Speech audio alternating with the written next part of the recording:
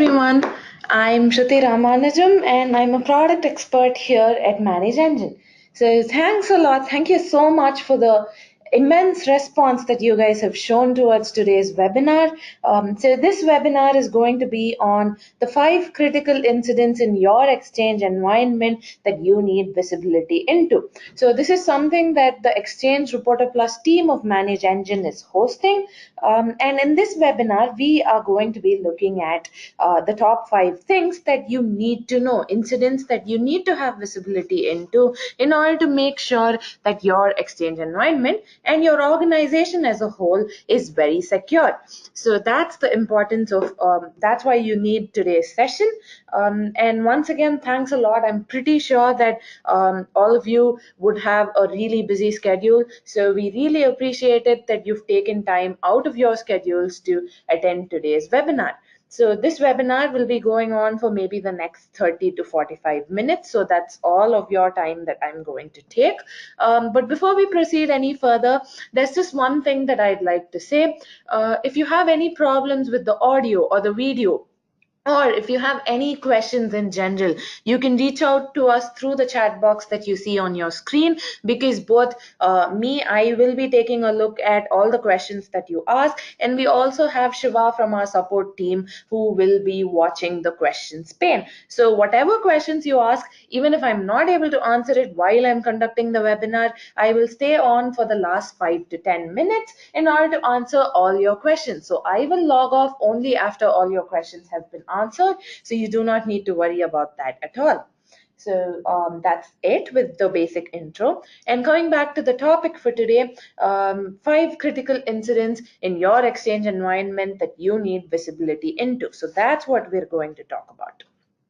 And why exactly do you need this webinar? Why is this topic relevant?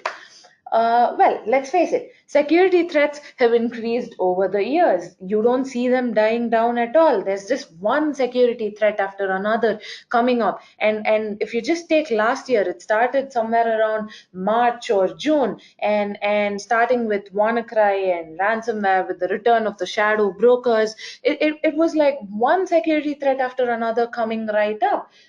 So security threats have increased so much over the years.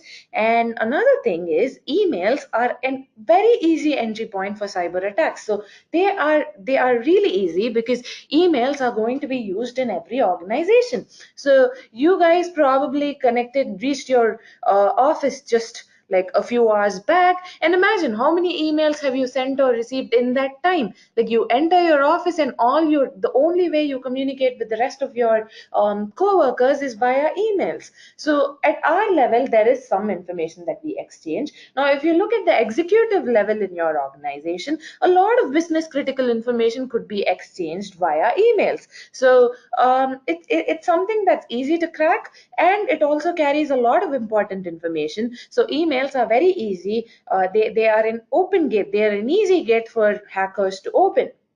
And you need this topic because exchange security is something that we do need to be concerned about. So whether you have on-prem exchange servers, or if you have exchange online, or if you are a hybrid exchange environment user, you need to know what options you have available when it comes to exchange environment security. So I may be from the Exchange Reporter Plus team of Manage Engine, which is actually a third-party tool that is going to help you report on, monitor, and change audit your Exchange environment. So I may be from Exchange Reporter Plus, but today's topic is going to be fully about the domain.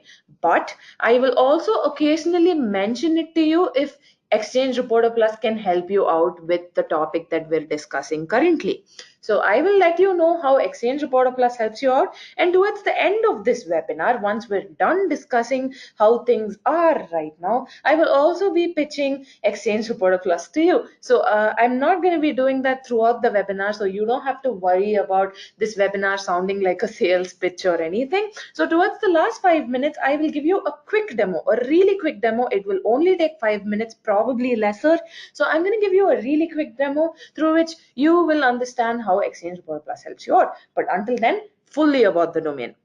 And this is why this particular topic is relevant. Cyber attacks are more rampant, Emails are an easy entry point for cyber attacks. So these are two small reasons, and that is exactly why you need this particular webinar. And we have an agenda for today. So these are just 5 topics that we are going to discuss. And these are the 5 critical incidents that you need visibility into. The critical incidents that I believe you need visibility into. So the very first thing is something that all of us probably agree on. It's about permission changes. You need to know if any unauthorized permission changes have happened in your organization, because something as simple as a permission change can lead to security threats. And by security threats, I mean both internal and external threats, which is why I'm talking about unauthorized changes to mailbox permissions. The second topic that we will be discussing has to do with patching. So you cannot talk about security without talking about patching. So I will be telling you the best practices that you can follow in order to patch your network from any security threat.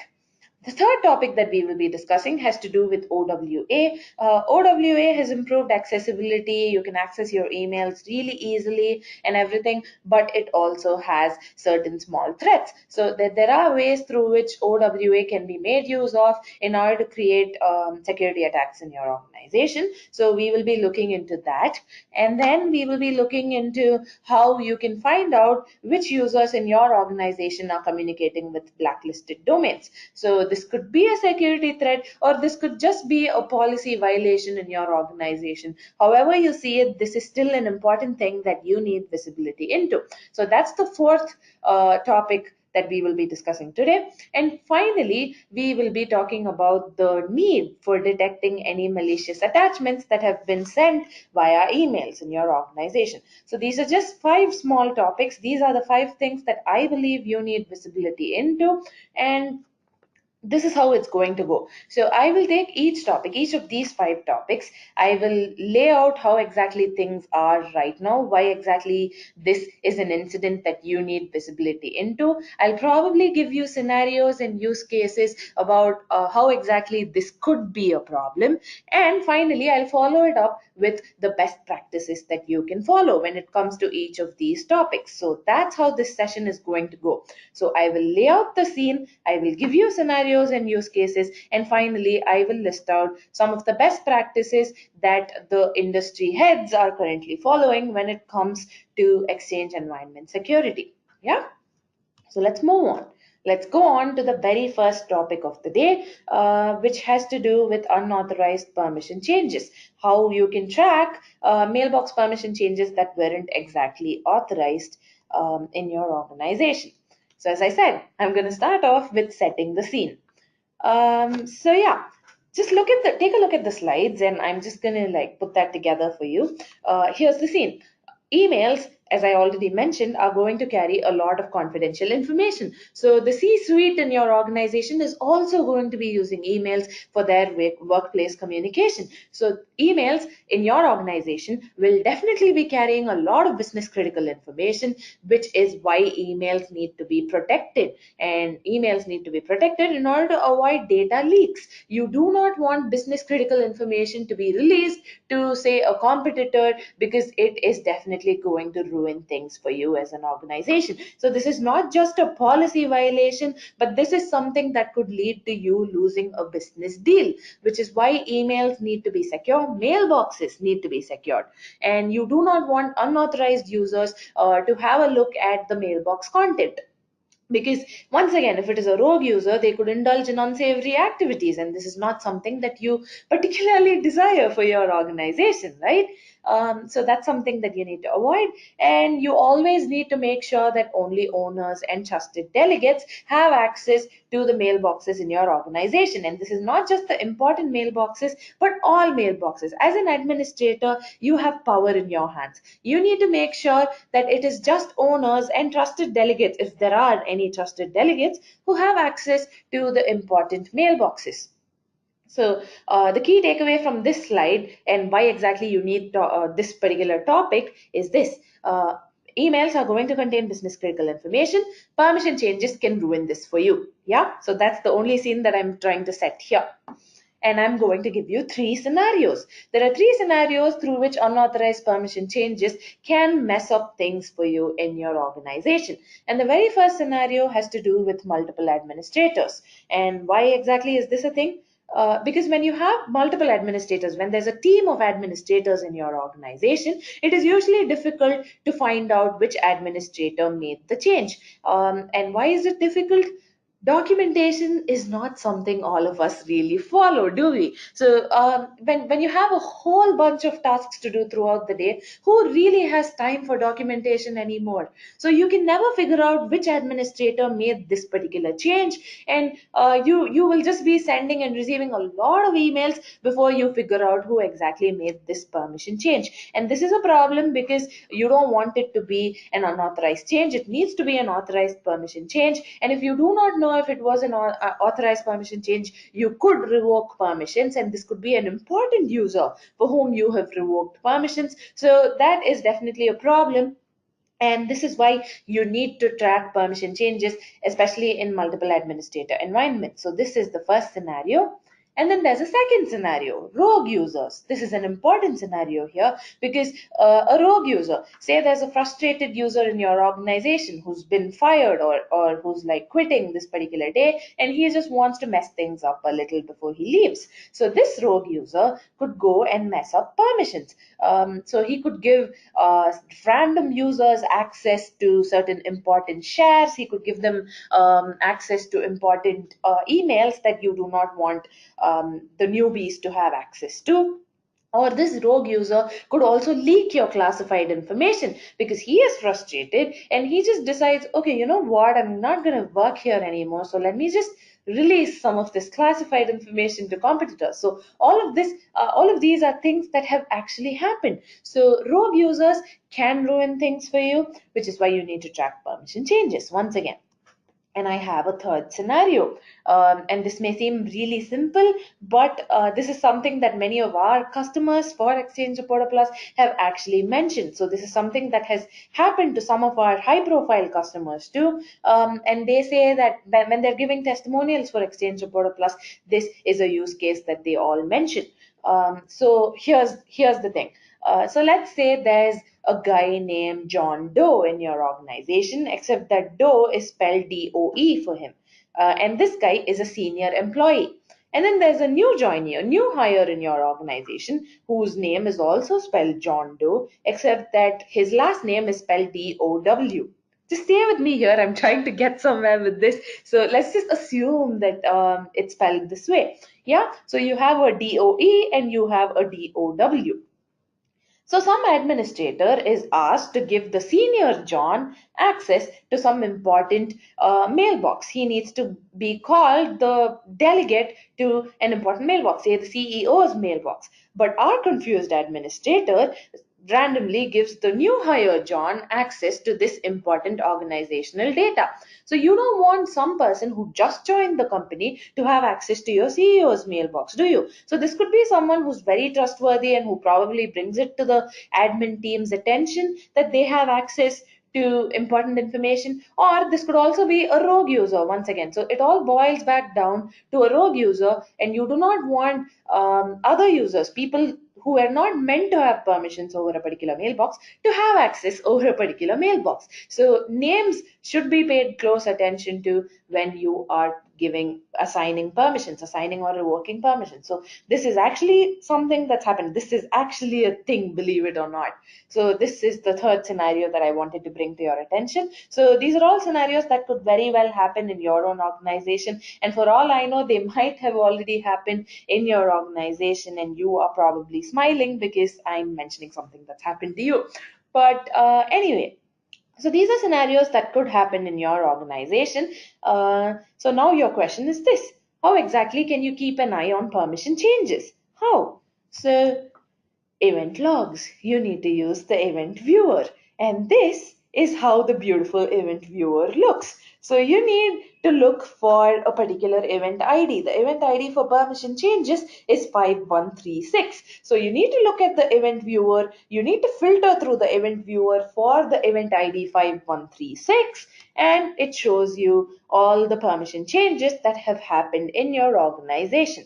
You can click on any one of these events and it's going to show you the properties. So you can take a look at the log name. The event ID is obviously 5136. You can see the task category and so on. So if you want information, you go to the event viewer. But seriously, couldn't this interface be a little bit easier? But no. So this is all that you can do in order to check permission changes. And of course, you can always use PowerShell if you are a person who is good at scripting. So you can use PowerShell, run the required commandlets, and you can take a look at the admin audit log. You need to set admin audit log configuration, and then you can audit exactly what happened. So you can use the event log, you can use EAC, or you can use PowerShell in order to get this information. So that's how you do this.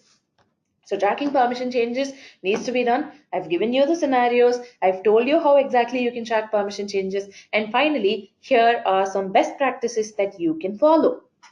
The very first thing, it's been drilled down in our heads multiple times, but I am going to say it again. I am going to go there.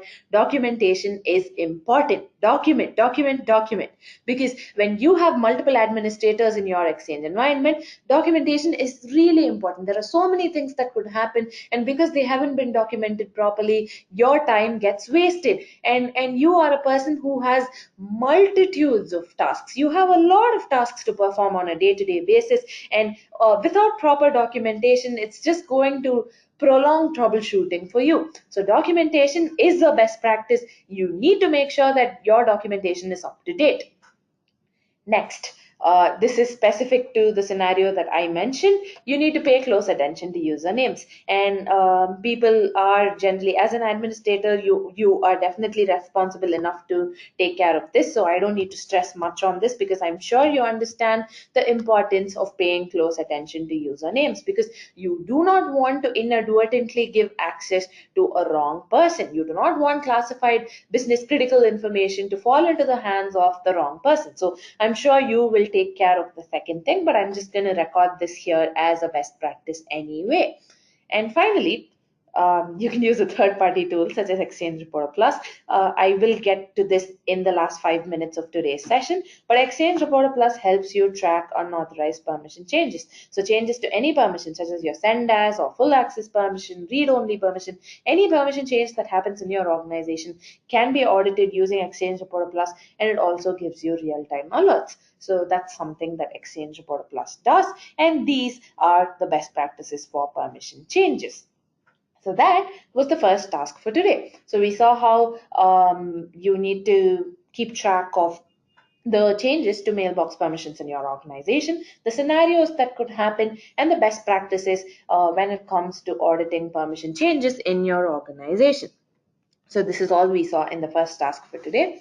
The second task is a very broad topic. It has to do with patching. So we are going to discuss patching best practices in the next topic.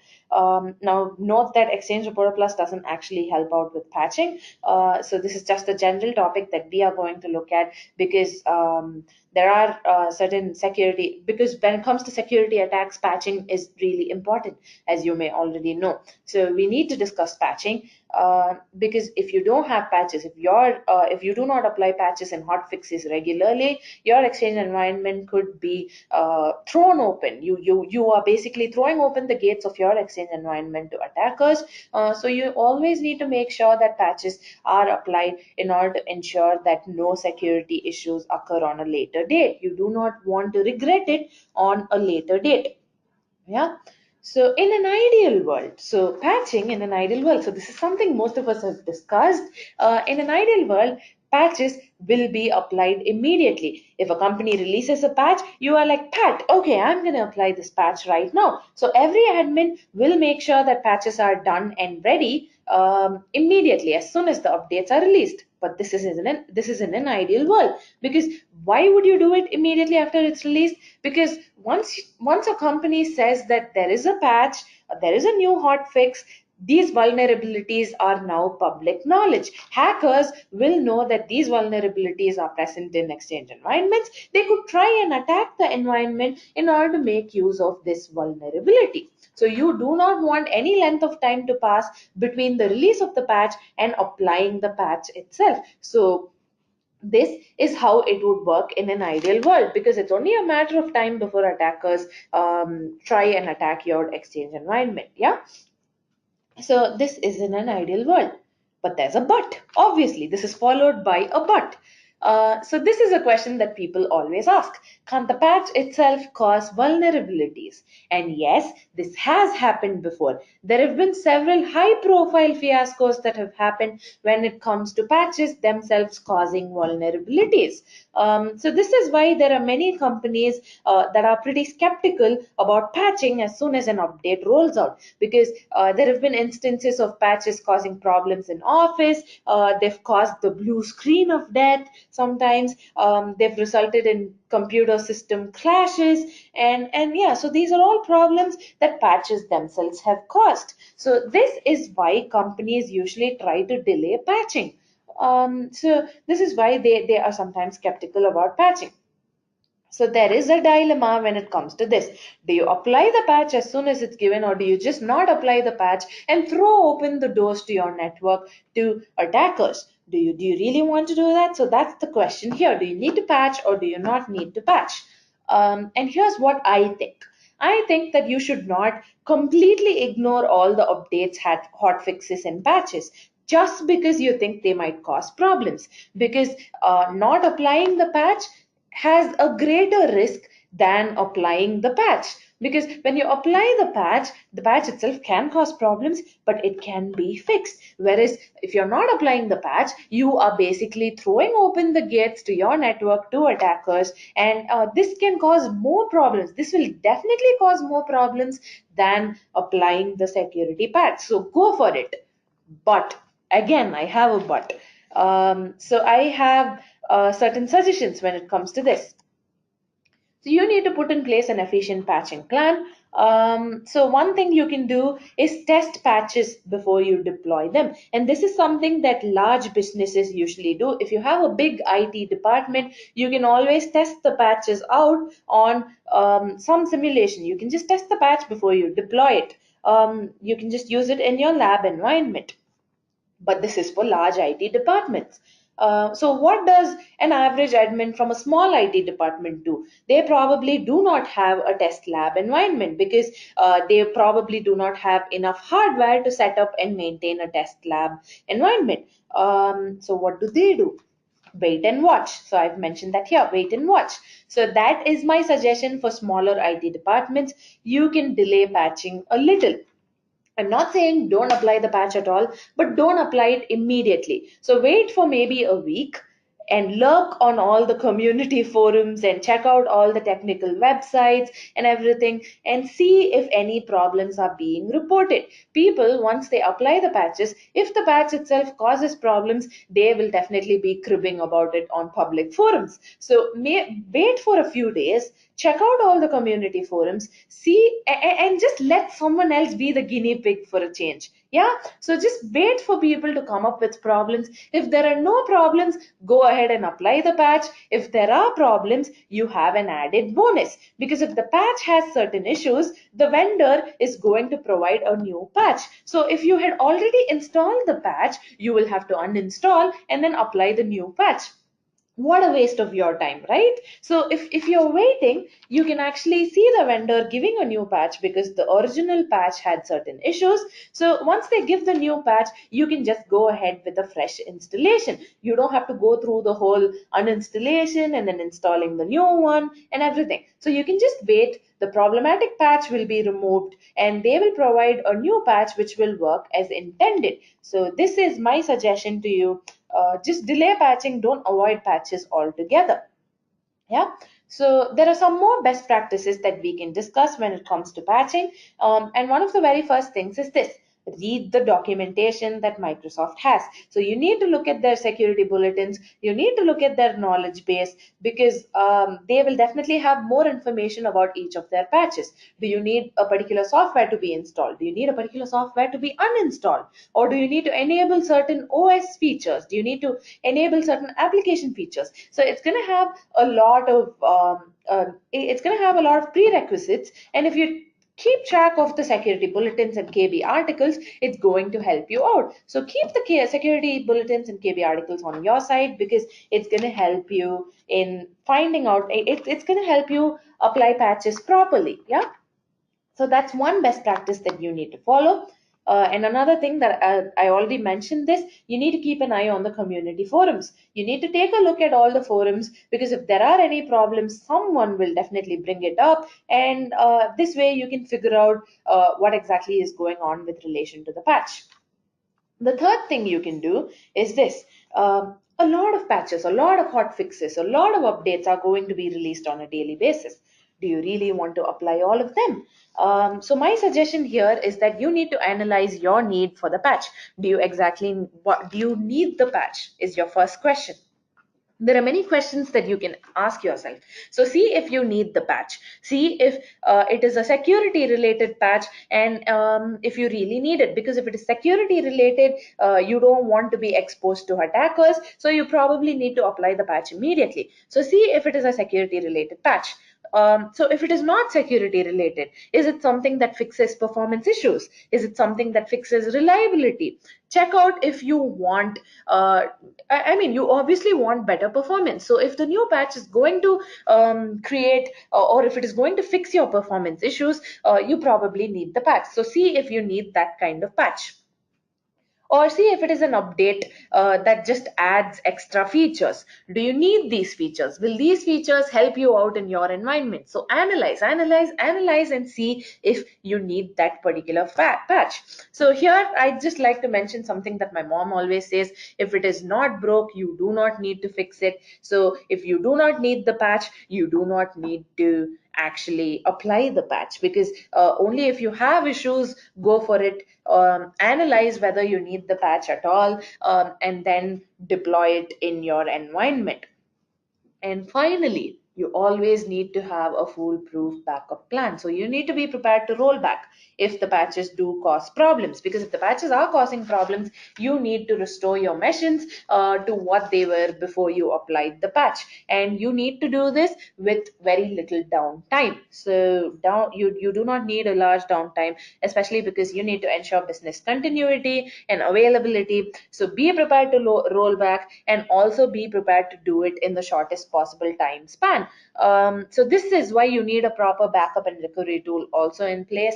And as an aside, we do have a backup and recovery tool available in Manage Engine. It's called Recovery Manager Plus. If you're interested, just drop a line in the chat and I'll let you know about it. But I'm going to come back to our topic now.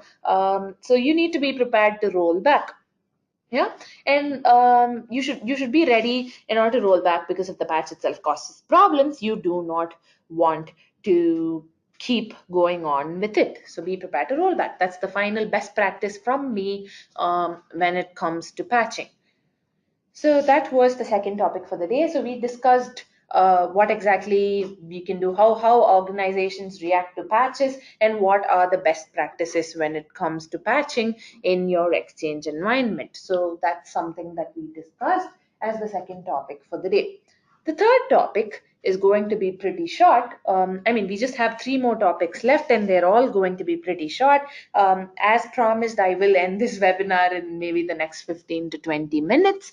So the third topic is about possible threats that arise through OWA usage. What threats can arise through OWA usage? And this is basically all the best practices that come with OWA security. I'm going to give you a bunch of best practices that you can follow in order to ensure security if you use OWA. So Outlook Web Access it might primarily be for remote access. Like when you're not connected to Outlook, you sometimes use Outlook Web Access. However, there are some organizations that have deployed OWA as their primary email client. So there are people who use OWA on a day-to-day basis, and these best practices are especially suited for those kind of organizations, because OWA has certain weaknesses, and these weaknesses can definitely be exploited. So when it comes to authentication, OWA provides several different methods through which you can authenticate to Exchange. And like it can be something as simple as basic username and password, and it can also be forms-based authentication. And from my end, I believe that forms-based authentication is more secure because it stores the username and password in a cookie. And this cookie is going to be deleted when the user logs out or when a certain amount of time has passed. Yeah. So forms based authentication is always something that you should choose. I know I don't have to tell you this, but I'm just going to stress on it again, in case someone had doubts about this. So forms based authentication is something that you always need to have. But there is a problem that this is accompanied by, and this is it. So forms, the cookie that I spoke about, where the username and password are stored, it's usually deleted when the user logs out. However, if the user does not log out, or if the user does not close the browser, another user can access the cached credentials. So I mean, they can do this until the session times out, but they can still do it. So let's say a person has not logged out, or if the user has not closed the browser, another user logs in, and the session hasn't timed out yet. Yeah, so this user will be able to access the cached credentials. So this is definitely a problem, which is why I have my second best practice for you. Lower the timeout value. Lower the timeout value for your client computers, especially the ones that your organizations doesn't own. That is, I'm talking about the public computers. You need to lower the timeout value for them so that some other user isn't able to access the cached credentials of another user. Yeah, so that is something that you need to follow. And the third one is a very broad best practice, and I'm sure as an administrator you've heard this and have probably said this many times, but you need to have a proper password plan in place. Yeah. And speaking of passwords, let me go into a little detail. I mean, into details here. Yeah. So OWA, when it comes to OWA, let's think about this. Weak exchange passwords. They are very easy to crack. Webmail passwords are easy to crack. And why exactly do I say this? You only need the internet for it, because you only need one weak password for the attacker to get in. Yeah. So and this can be done easily. There are a number of forums. Like if you Google this right now, you will get results for this. There are a number of articles out there that have mentioned this particular scenario that I'm going to mention to you right now. Why am I saying this? Why am I saying webmail is easy to crack? This is because if you use the internet, email addresses can be easily found. Yeah. So if you choose a particular organization, you'll definitely be able to find a bunch of email addresses for that particular organization. All you'll have to do is download a bunch of documents from the organization site, and you and then it's as simple as looking through the metadata in order to find usernames, and you can easily create a password list. So I'm not kidding here. This is actually a thing. This is something that's happened. So all they'll have to do once they crack the webmail passwords is they just have to run a brute force script. They can run a password attack, and this is exactly why you need to ask your users to have stronger passwords, because once the attackers gain access to your accounts, imagine, think of the havoc that they can cause in your Exchange environment. It's going to be widespread. It's going to ruin your organization security settings, and do you really want that? So this is something that that's another this is some other hole that can be exploited easily when it comes to OWA. Passwords are a weak link when it comes to OWA, which is why I have some best practices for you again when it comes to OWA passwords. One of the very first things is user education. You need to tell your users the importance of choosing stronger passwords. Maybe give them a best practice guide and tell them exactly what can go wrong if they do not have a proper, a stronger password in place. So educate your users about stronger passwords. You need to have proper login controls in place. because this is obviously going to be something that's important. Proper login controls, and finally you can perform penetration tests. Run your own tests when in doubt. Run your own tests. Do this on test accounts. See if you are able to crack the passwords, and if you are, then your password plan is probably not that great. So you need to run penetration tests, educate your users, have login controls in place. So these are all things that you can do from your end in order to ensure OWA security. And another thing, another problem, another loophole when it comes to OWA is attachments. And this is actually a pretty big security risk. So this, some users, they do not know that if you view an attachment through OWA, it is also going to create a local copy. So your temporary internet files are going to have a local copy of the attachment that you viewed through OWA. And anyone who has access to this computer, the computer with the local copy, they are going to be able to view the attachment. And this is a big concern, especially if it's a public computer. There are many people who will have access to these temporary internet files. They are going to be able to see the attachment, and say this is some important document in your organization. This attachment is a business critical document, and it probably should not be leaked out. So in that case, this is definitely going to be a problem, which is why you need to ensure security from the attachments angle in OWA. So for this, here's what you can do. You can allow users to open attachments only of the approved file types. And how do you do that? You can do it through OWA properties. It helps you control file access. So you can give users different level of access to attachments based on what kind of computers they use. So you are basically giving them rights to open only approved file types using OWA. You are controlling the type of attachments that they can download through OWA, for which you would use the OWA properties dialog box. So you can see it right here. You can use the web ready document viewing feature. I think this was introduced with OWA 2007, I think. So you can use this, and you can also force document viewing when a converter is available. So you can choose either any of these options. And you can also turn off the ability to access your file shares or your SharePoint services if you're concerned about security. And direct file access, you can enable or disable direct file access. So these are all things that you can do from your end in order to ensure that the wrong user doesn't get their hands on important attachments. Yeah, so that was the third topic for today. So I promised that this was a short topic, and it was pretty short. So it has to do with OWA. There were three things that we discussed, three security loopholes in OWA, not loopholes, but things that you need to be aware of, things that you need to have visibility into. So they were passwords. The first was passwords, the second was attachments, the third was authentication. So these are three key things with regards to OWA that you need visibility into.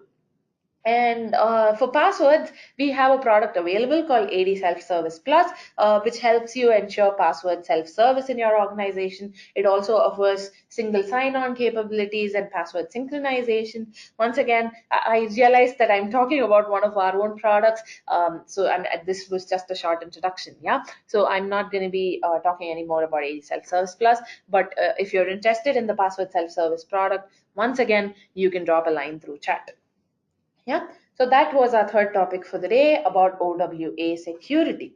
Now, next is the smallest topic of the five topics that we have in the agenda, and this has to do with users who are communicating with blacklisted domains, users who are communicating with your competitors. While this is not a security threat per se, it can lead to certain problems in your organization, policy violations, and on a broader level, maybe it can lead to internal threats. This is an internal threat if some user just decides to communicate with blacklisted domains. On a very minor level, you need to keep an eye on all the users who are communicating with external email domains, just to make sure that nothing unsavory is happening in your organization.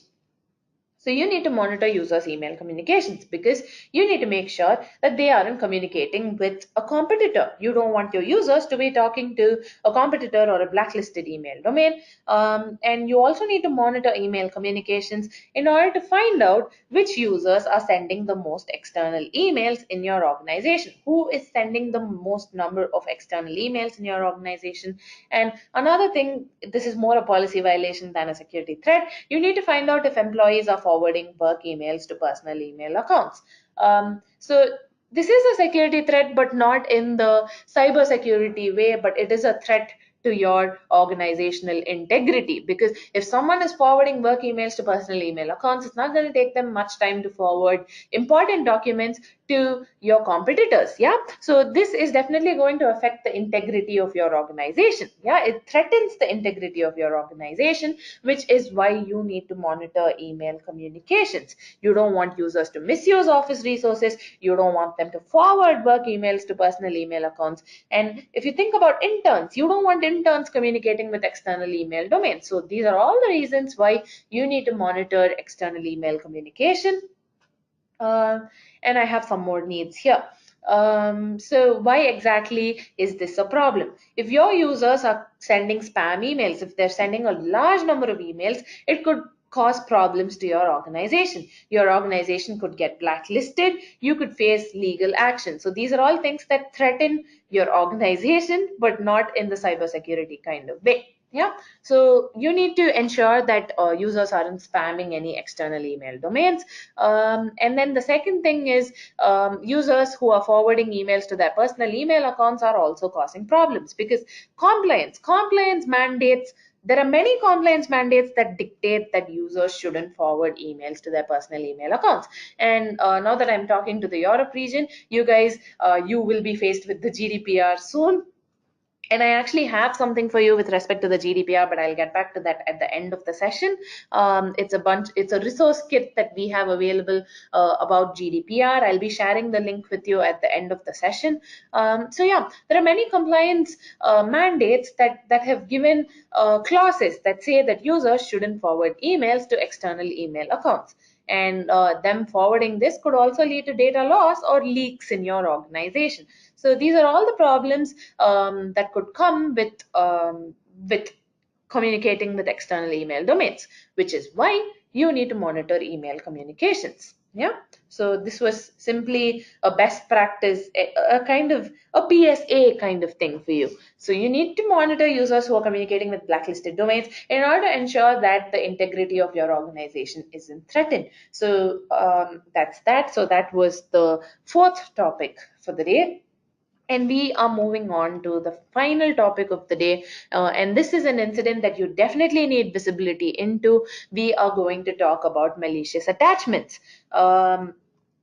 This is something that we really need to discuss, because once again, cyber attacks are rampant, and experts are only predicting that it is only going to get worse. It is not going to get better in 2018. It is only going to get worse, because, and especially when it comes to emails, I'm going to say this over and over and over again, emails are an easy gateway for malware, because you can easily attach a malicious file to an email, and users could an unsuspecting user in your organization, Linda from marketing, could just open a malicious attachment, and that's it. Like, that's how you throw open the doors of your network to security threats. Yeah, so you need to keep an eye on the emails that are being exchanged in your organization, because they could include a malicious attachment.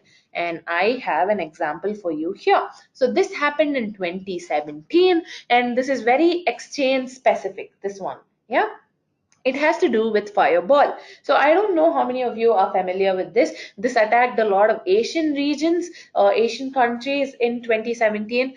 So this Fireball adware, it's a browser hijacker. So it can take control of internet browsers. And what it does is it spies on the victim's web usage. It gets the victim's personal information. It steals the victim's personal files. And it makes use of tracking pixels to do this. So there are two things that it was able to do. It can take control of your browsers, and it can track your web usage. And who was responsible for this? It was this Chinese firm, this firm named Checkpoint, a firm named Checkpoint actually figured out that Fireball was because of this Chinese firm. So the Chinese firm was named Rafotech, and that firm primarily operated in digital marketing and in games, but they were busted July last year. Yeah, because they were using this Fireball virus for advertising fraud, because the victim, it takes control of the victim's browser, correct? So every query that the victim keys into their browser, it got redirected to Yahoo or Google. Yeah, and the tracking pixels would very easily get the victim's information. So another thing is, this is how Fireball was able to get into the system.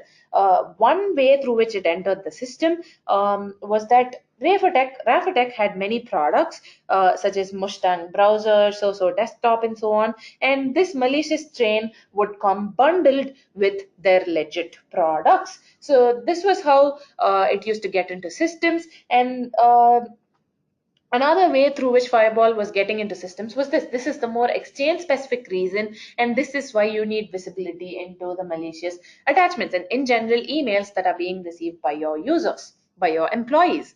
So it appears as a link to a PowerPoint file in emails. Yeah, and the link was usually to a file named order or invoice or order and something. Yeah, PRSN. Yeah, and the extension that it had is PPSX. So some user, when you're skim reading through this, when you're just skimming through your email and you see PPSX, you probably just autocorrect it in your head to PPTX. You think it's a PPT, you click the link, and that's it. And not even clicking the link. That's the thing with the Fireball. So this adware did not need you to click on the link. Simply hovering your mouse over the link was able to download the adware into systems. Yeah, so you can see how this could have wreaked havoc in all the Asian organizations that were hit by Fireball. Yeah, so this is very email specific. These emails had subject lines such as these: purchase orders or confirmation. It also sometimes contained a zipped file, an attached zip file which contained the adware. Yeah, so and you can see how this would be a problem, because once Fireball gets into your system, the organization will be able to spy on your victims' web traffic. They can execute malicious code on infected computers. They can install plugins. It just creates a huge security role in the systems and networks that are being targeted. Yeah, so this was something that happened in 2017, and this is not a threat that currently matters, but I'm just giving this to you as an example. This happened last year. Experts are saying 2018 is going to be worse. So what can be worse than this? This is why you need to be prepared. You need to have an idea about email communications in your organization. So this is exactly why you need visibility into the kind of email communications that happen in your organization. Yeah, and here are my best practices when it comes to Fireball.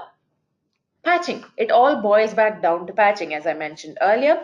You should apply security patches as soon as they're released, or you can always follow the best practice that I gave for patching. Wait and apply security patches pretty soon. I'm not saying you should do it as soon as they're released, but apply them pretty soon in order to not expose your vulnerabilities to hackers.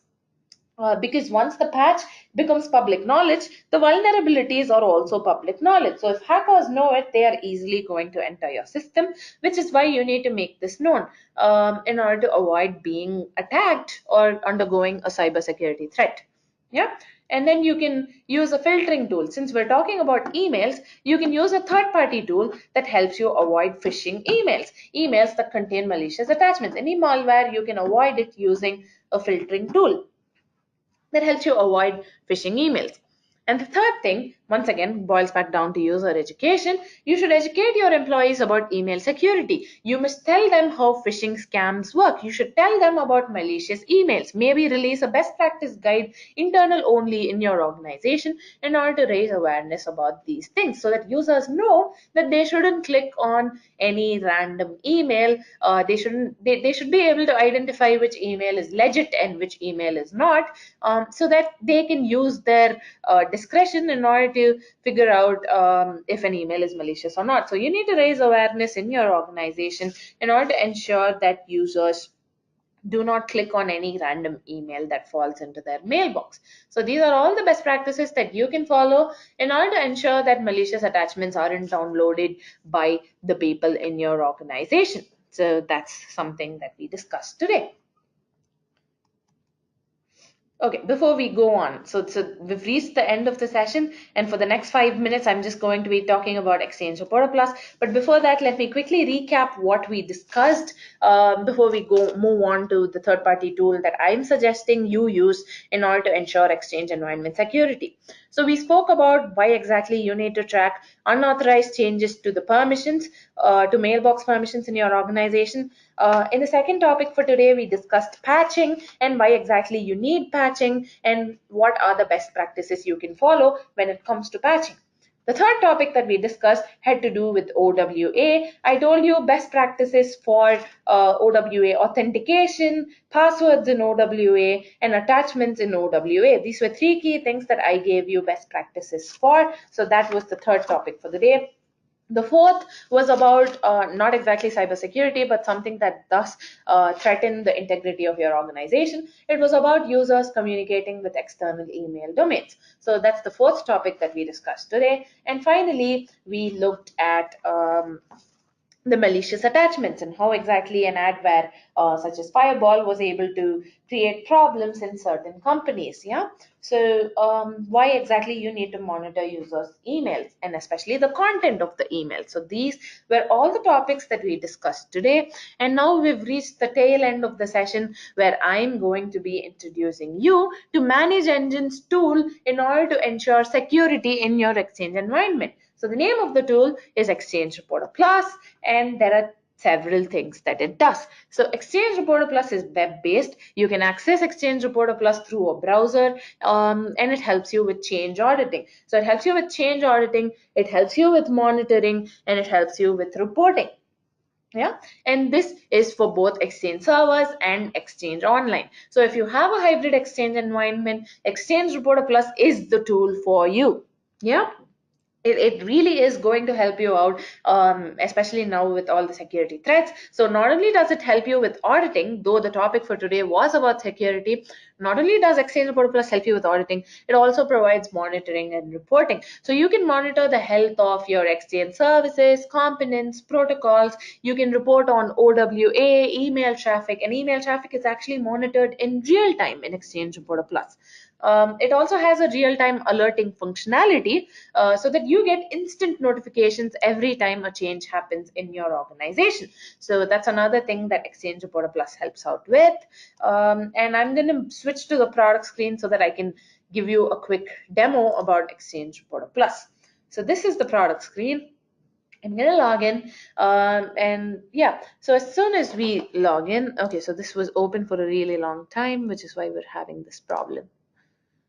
Anyway, so Exchange Reporter Plus, you can see the main functionalities of it right here. So these are the three main things it does. It helps you with reporting, it helps you with auditing, it helps you with monitoring. And these are all for your on-prem Exchange servers. And we have a whole new tab named Exchange Online, underneath which you will be able to find both reporting, auditing, and monitoring. Yeah. So as soon as you log into Exchange Reporter Plus, you are welcomed by the dashboard. You can take a look at the organizational health, all the important information that you'll need, such as the top mailboxes by size. Once again, this is another important feature in Exchange Reporter Plus because this basically comes into play when there are problems that are caused due to storage quota being reached. Yeah, you don't want an important user in your organization to miss out on their emails because their storage quota was reached. So you can keep continuously tracking mailboxes based on their size, see if they've reached their storage quota. You can also get alerts about mailbox size in order to just keep an eye on mailbox sizes in your organization, and so that you can notify users that their sizes will be reached soon, their quotas will be reached soon. So it has a very intuitive dashboard which gives you all the information that you need. And on the right hand side of the screen, you can see several quick links. So there are quick links present to many of the important reports of Exchange Reporter Plus. You can just click on the report and move on to that particular report. So the very first tab is the reporting tab. Keep in mind, this is actually going to take just 2 minutes of your time because I'm not going to give you a detailed demo. So I'm just going to show you the key functionalities that we have in Exchange Reporter Plus. But if you want a proper and a very personalized demo, you can just tell us what your problems are, and we will give you a demo that is tailored to all your problems, to address your problems. Yeah, so you can always contact our support team, and they will be ready to give you a personalized demo. Yeah, but for now, I'm just going to mention the important features that we have available. So one thing that I've already mentioned is mailbox size. So you can monitor mailbox size using Exchange Reporter Plus. You can track inactive mailboxes based on the last mail that was sent, based on the time of last logon, and based on the last mail that was received. And then there are the content reports.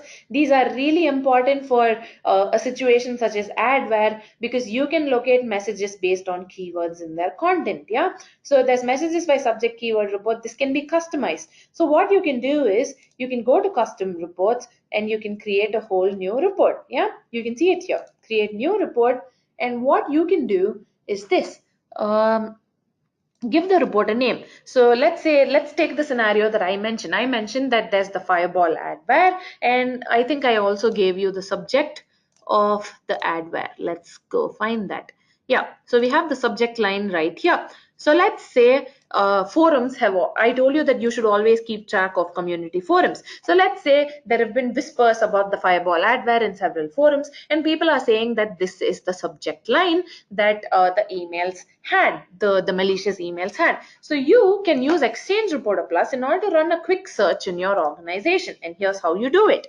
So let's call this report messages by subject keyword, and I'm going to call it adware because that's what we're trying to find. Yeah, I don't know if the special character will be available, so I'm just going to not put a colon there. You can select the report type. So the report that we're looking for has to do with mail search, because you are searching through all the emails in your organization. So the report type is mail search. What mailboxes do I want this report to be run for? I want it to be run for every mailbox in my organization. So I'm going to click OK. I chose all mailboxes. I clicked OK. Gathering interval, I want data gathering to begin immediately. I want it to go through all the emails in my organization and tell me which users have received this particular mailbox.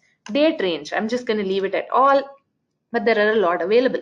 Do you want to check this just for the last 30 days? Do you want to check this just for the last 7 days, or so on? So I'm going to leave it at all. And you can also choose the folder. Let this be all folders. Yeah, because it could be any folder. It could be in the the message is definitely going to be in the user's inbox, but let's just leave it at all folders. Message subject, what is the keyword that you are going to give? We are doing this for adware, and as I've shown you here, this is the subject line that it's usually accompanied by. So I've copied the text, I'm pasting it here. I'm telling Exchange Reporter Plus that I want it to tell me which emails in my organization have this in their subject line. I can also specify an attachment file size, but I'm not going to do that right now. All I have to do is click create, and the report is going to be created. So yeah, this will probably take a while. Let's find out where the report is. It has to be somewhere here. Yeah, you can see the report right here. Messages by subject keyword, adware. Now if I click on it, it's not going to have data because I just created it. It's gathering data, but data should be available in a while. So you can see how this will be really helpful in security, in situations that threaten the mere security of your organization. Yeah. And then we also cater to OWA and Active Sync. We do email traffic. We have a whole host of reports in email traffic. Look at this right here. These are all the email traffic reports that we have available, and they are all real time. So you can check out the number of messages sent and received in your organization. You can check server to server traffic. You can also check the emails that have been sent to external email domains using Exchange Reporter Plus. And you can check out all the emails that have not been delivered. If a user is suddenly claiming that they didn't receive that one particular email from finance or something, you can always check it out using the non-delivery reports of Exchange Reporter Plus. So in addition to this, there are a number of other reports we have available on distribution groups. We have some on storage that help you with capacity planning and resource management. We have some on your organization. And finally, all the reports we have are grouped under the compliances. So Exchange Reporter Plus helps you comply with SOX, HIPAA, PCI DSS, GLBA, GDPR, and also FISMA. So we will be adding FISMA soon, and you can definitely check it out. Yeah. Auditing. So this is the tab that I was I am most happy about, because it helps you audit your Exchange event logs very easily. So you can check out any non-owner mailbox logon that has happened in your organization.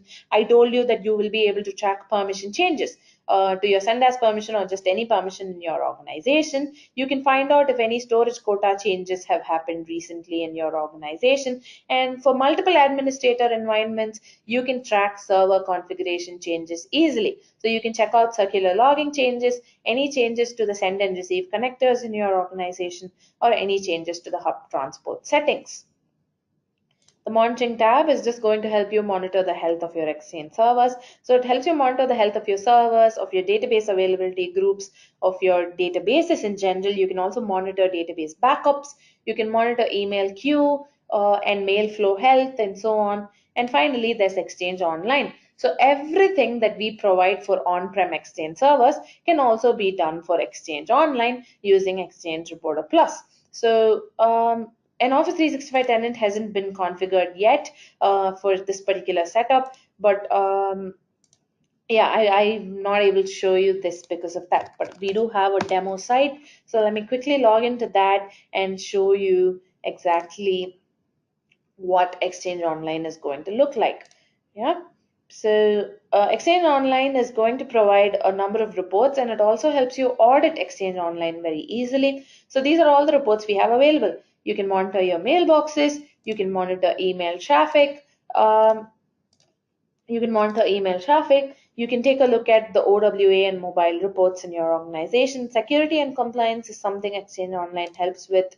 And finally, we also have auditing. So there's currently something wrong with the demo, but yeah, this is just a site that we have hosted, and it's for internal purposes only. I was just showing to you how exactly Exchange Online looks like.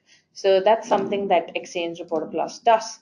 Um, so yeah, Exchange Online. So that was the final thing that you had to look at. And that's all. That was my quick introduction to Exchange Reporter Plus. And as I mentioned earlier, if you need anything at all, if you need us to give you a personalized demo that's tailored to your needs, tailored to address your needs, you can drop a line to me at shruti@manageengine.com, or you can also contact our support team at support@exchangereporterplus.com. Yeah, so you can definitely do that. And if you have any questions, you can always reach out to us, and we will be ready to help you out. I will also be here. I'm going to be taking a look at the questions pane to answer any of the questions that have already been asked, so that we can easily reply to you if you want us to teach you anything to do with Exchange Reporter Plus. So I have a question from Mr. Jake here, and he wants to know how exactly you can find out users who are communicating with external email domains. So this is actually something that I mentioned when I was giving you my quick demo of Exchange Reporter Plus. So you need to go to the reporting tab, and I can show you how exactly you can do this. Yeah, so this was a really good question. So I want all of you guys to take a look at this. I don't know if the report will have data because this is a test setup, but I need to answer this question. So under email traffic, we have a category called traffic from or to internet based on the user. And you can see this right here. Number of mails sent to a specific domain by a given user. So these are all about external emails. So if you look at number of mails sent by a user, it's going to show you all the external emails that have been sent by your users. So you can select the users in this report by clicking on add. I'm just going to go ahead and select all users because this is a test setup and I'm hoping there's data for this available. Yeah, so it's fetching the report data, and it will tell me how if anything, I mean if any mails, external emails have been sent by any of these users. Okay, so there's no data available currently. Let me quickly check the demo. But what exactly this report does is this: it shows me all the emails, external emails that have been sent by the users in my organization. So that's something that this report does. Let me just wait for this to load. Number of mails sent by a user. So let me select the mailboxes, I mean the users, and select it for the last 30 days.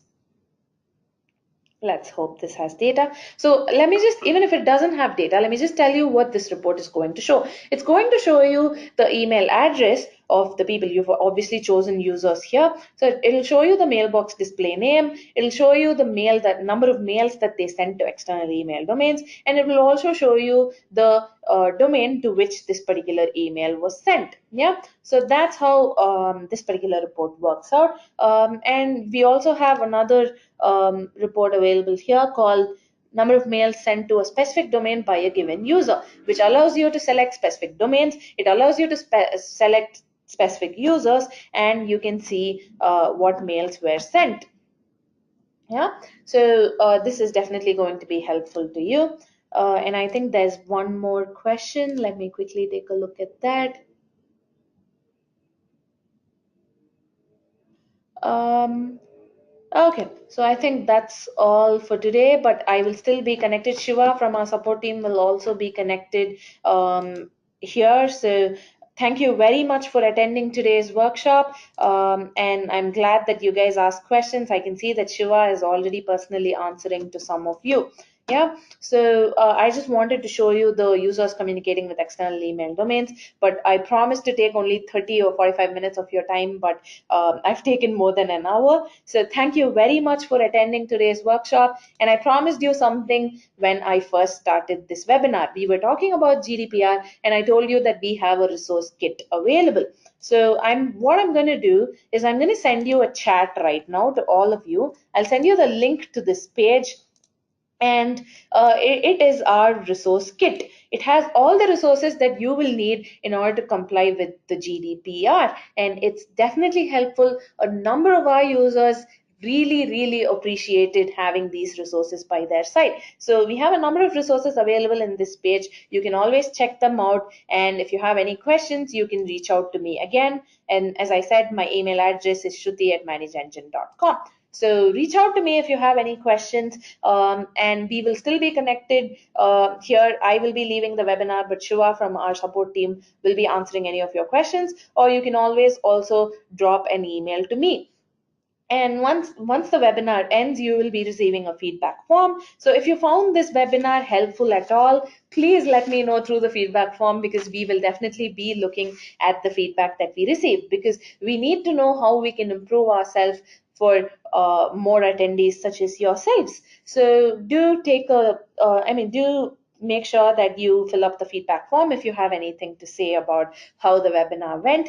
And as always, if you have any questions, do reach out to me. You can see the email address on your screen right now. And the recording will also be sent. A recording of this webinar will definitely be sent to you soon. We will be reaching out to you. We will be sending you an email soon, and you can take a look at that. Yeah.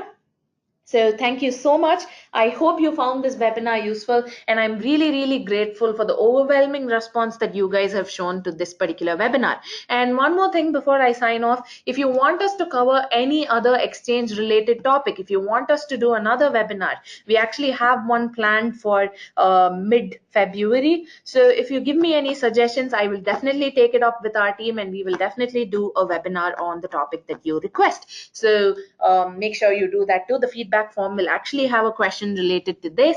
So if you have any suggestions, please do reach out to us. Thank you so much for taking time out of your schedules to attend this webinar. I hope you were able to learn at least something slightly useful to you. Yeah. So thank you so much. I hope you have a great day today.